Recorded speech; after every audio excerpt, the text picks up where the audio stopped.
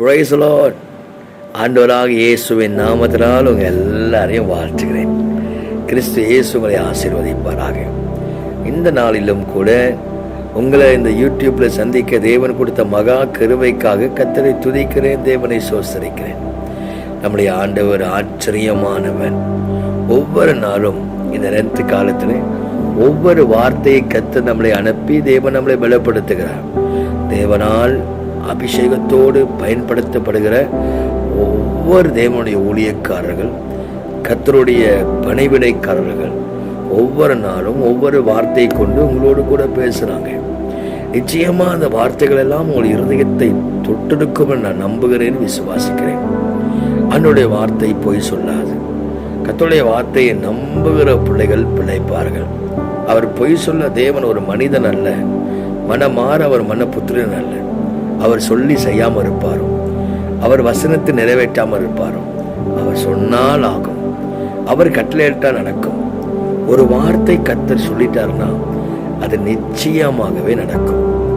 கடந்த ஆண்டு 1 to 39 வரைக்கும் தியானித்தோம்.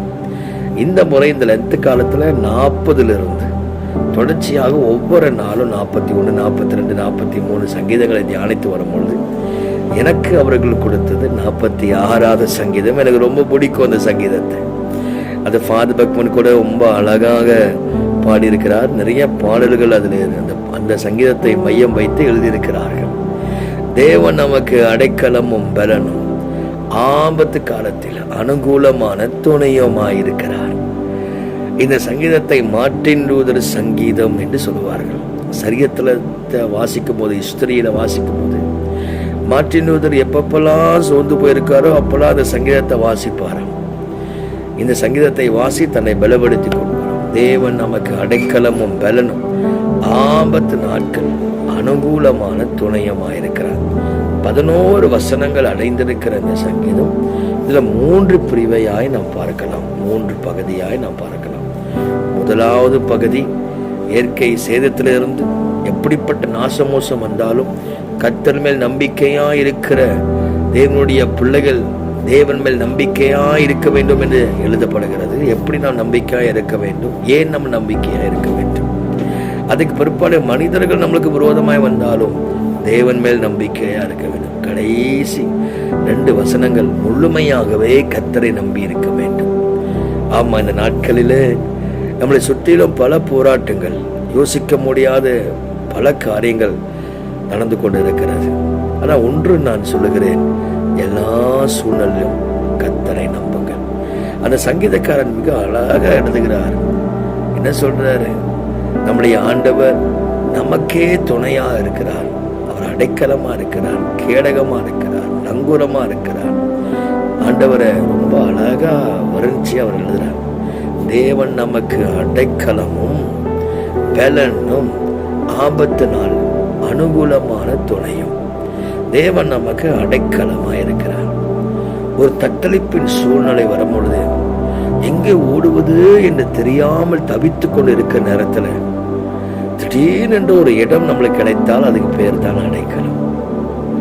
திடீர்னு வேகமா நடந்து கொண்டு இருக்கோம், ரோட்ல போய்கிட்டே இருக்கீங்க, பயங்கர மழை, அந்த மலையிலிருந்து இடி மின்னல் வெள்ளம் வந்து கொண்டு இருக்கிறது.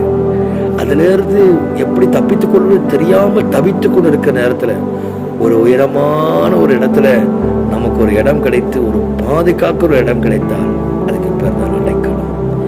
நமக்கு அடைக்கலம் தத்தளிக்கிற சூழ்நிலையில, தடுமாறிக்கொண்டு இருக்கிற சூழ்நிலையில நமக்கு அடைக்கலமே தேவனுடைய பிரசன்ஸ் தான். தேவனுடைய பிரசனம் தான் நமக்கு அடைக்கலப்பட்டணும். தேவனுடைய பிரசனம் தான் நமக்கு நிறைவான ஒரு பாதுகாப்பின் இடம். உன்னதமானவருடைய மறைவில இருக்கிறவன் சர்வ வல்லமையோடு நிலை தங்குகிறான். தேவனுடைய மறைவில் இருக்கிறவன், தேவனுடைய சமூகத்தில் இருக்கிறவன், தேவனுடைய பிரசனத்தில் இருக்கிறவன், அதுவே நமக்கு அடைக்கலம். அந்த அடைக்கலம் யார்? ஆண்டவராக இயேசு கிறிஸ்து. ஒருவேளை இந்த செய்தியை கேட்டுக்கொண்டு இருக்கிற கர்த்தருடைய பிள்ளைகளை துயரத்துல, துன்பத்துல, வேதனையில, கண்ணீர்ல, கஷ்டத்துல சோர்ந்து போயிருக்கிறீங்களா? இயேசு என்ற ஒரு அடைக்கலத்துக்குள்ளே ஓடிவாங்க. நீங்க எப்படிப்பட்ட சூழ்நிலையில் இருந்தாலும் இந்த காலை வேளை இயேசுவை தேடி வாங்கல. அந்த இயேசு ஒருபோதும் உங்களை கைவிட மாட்டார். இயேசுவே சொல்கிறார், வருத்தப்பட்டு பாரம் சுமக்கிறவர்களே நீங்கள் யாவரும் என்னிடத்தில் வாருங்கள், நான் உங்களுக்கு இளைப்பாறுதல் தருவேன் சொல்றேன். இயேசு அண்டை வந்துட்டீங்கன்னா உங்களுக்கு இளைப்பாறுதல். இயேசு அண்டை வந்துட்டீங்கன்னா உங்களுக்கு பாதுகாப்பு. பைபிள் அழகா சொல்கிறது, தேவன் நமக்கு அடைக்கலம், இயேசுவே நமக்கு அடைக்கலம், அடைக்கலமும் பலனாயிருக்கிறார். பலனற்றவன் யாராயிருந்தாலும் இந்த அடைக்கலமாய் இருக்கிற இயேசு அண்டை ஓடி வந்து விட்டீங்கன்னா உங்களுக்கு பலன் உண்டாகும். உங்களுக்கு கட்டாயம் பலன் உண்டாகும். சோர்ந்து போனவனுக்கு, சத்துவம் இல்லாதவனுக்கு அவர் பலத்தையும் சத்துவத்தை கொடுக்கிற தேவனாயிருக்கிறார். ஆகவே அந்த ஆண்டவர் ஒருபோதும் உங்களை கைவிட மாட்டார். பலனே இல்லை பாஸ்டர், இனி என்னால் எழும்ப முடியல, என்னால் நடக்க முடியல, என்னால் இந்த வியாபாரம் செய்ய முடியாது, இந்த ஊழியத்தை செய்ய முடியாது, நான் கிவ் அப் பண்ணுறேன், எனக்கு நிறைய ப்ரெஷர், என்னால் தாங்க முடியலன்னு சொல்லி அழுகிறீங்களா? இயேசுன்னு அடைக்கலப்பட்டதுக்குள்ள வந்துட்டீங்கன்னா நீங்கள் பலன் அடைவீர்கள். நீங்கள் கட்டாயம் பலன் அடைவீர்கள். ஆமாம், உங்களுக்கு பலத்தை கொடுக்கிற மட்டுமல்ல, ஆண்டவன் நமக்கு அடைக்கலமும் பலனும் ஆபத்து நாட்களில் அனுகூலமான துணையா இருக்கிறார். தேவன் நமக்கு துணையா நிற்பாராம். இந்த நாட்கள்ல நிறைய பேர் சொல்லுவாங்க, கடைசி வரைக்கும் உங்க கூட இருப்பேன், நான் மாறவே மாட்டேன், நான் உன்னை விட்டு போக மாட்டேன். ஆனா ஒரு பிரச்சனை வரும்போது நம்மளை விட்டு போயிடுவாங்க. ஆபத்து வரும்போது நம்ம தேடும் போது யாருமே நம்ம கூட இருக்க மாட்டான். பணம் இருக்கிற வரைக்கும் தான் அந்த உலகம் நம்ம கூட இருக்கும். பேர், புகழ், அந்தஸ்து, அழகு இவைகள்லாம் இருக்கும்போது தான் எல்லாரும் கூட இருப்பார்கள். ஆனால் எல்லாம் நம்ம விட்டு போய்விட்டால் ஒரு நபர் கூட நம்ம கூட இருக்க மாட்டாங்க. நமக்கு துணையா யாரும் இருக்க மாட்டாங்க.